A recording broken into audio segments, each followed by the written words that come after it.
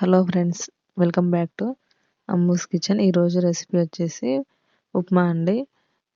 మనం ఉప్మాని పొడి పొడిగా కాకుండా ఈ విధంగా ఒకసారి జారుగా ఉప్మా చేసి చూడండి, చాలా టేస్టీగా ఉంటుంది.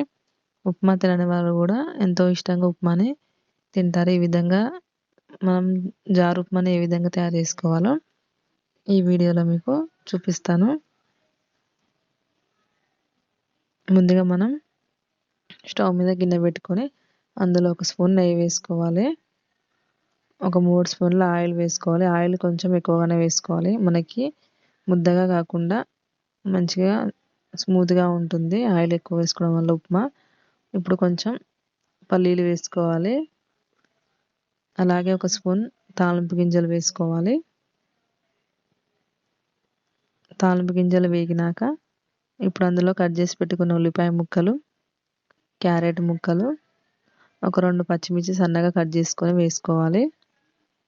ఒక 2 రెమ్మలు కరివేపాకు వేసుకోవాలి. ఒక చిన్న సైజు టమాటా సన్నగా కట్ చేసుకొని వేసుకోవాలి. ఇప్పుడు వీటన్నిటిని పచ్చివాసన పోయేంత వరకు మగ్గించుకోవాలి.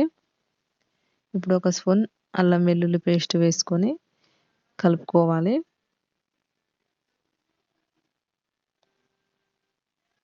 ఇప్పుడు మనం అందులో వాటర్ వేసుకోవాలి. ఒక గ్లాసు రవ్వకి 4 గ్లాసుల వాటర్ పోసుకోవాలి. అప్పుడే మనకి జారుగా ఉంటుంది ఉప్మా. ఒక గ్లాసు రవ్వకి 4 గ్లాసుల వాటర్ పోసుకోవాలి. ఇప్పుడు కొంచెం తగినంత సాల్ట్ వేసుకొని కొంచెం కొత్తిమీర వేసుకొని కలుపుకోవాలి. మూత పెట్టుకొని మరిగించుకోవాలి. మనకి ఒక 2 మినిట్స్ తర్వాతకి ఈ విధంగా ఎసరు మరిగిపోతుంది కదా. ఇప్పుడు అందులో మనం ఒక గ్లాసు బొంబాయి రవ్వ వేసుకోవాలి. కలుపుకుంటూ వేసుకోవాలి, లేకుంటే ఉండలుగా కట్టిపోతుంది. నిదానంగా కలుపుకుంటూ రవ్వను వేసుకోవాలి. ఇప్పుడు మంట లో ఫ్లేమ్లో పెట్టుకొని 1 నిమిషం వరకు ఉడికించుకోవాలి. ఎక్కువసేపు ఉడికించుకోవద్దు, మళ్ళీ గట్టిగా అయిపోతుంది ఉప్మా. కొంచెం జారుగా ఉన్నప్పుడే మనం స్టవ్ ఆఫ్ చేసుకోవాలి. ఈ విధంగా మనం జారు ఉప్మాని ప్రిపేర్ చేసుకోవచ్చు.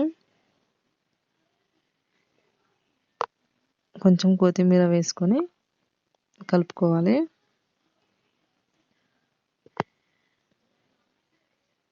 ఈ విధంగా మనం జారు ఉప్మాని ప్రిపేర్ చేసుకోవచ్చు ఈజీగా, చాలా టేస్టీగా ఉంటుందండి. ఉప్మా తినని వాళ్ళు కూడా ఉప్మాని ఇష్టపడతారు.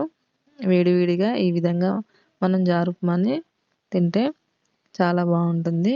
మీరు ఒకసారి ట్రై చేసి చూడండి. Thank you for the watching. మీకు ఈ వీడియో నచ్చినట్లయితే ప్లీజ్ సబ్స్క్రైబ్ చేసుకొని లైక్ చేయండి, కామెంట్ చేయండి. Thank you for the watching.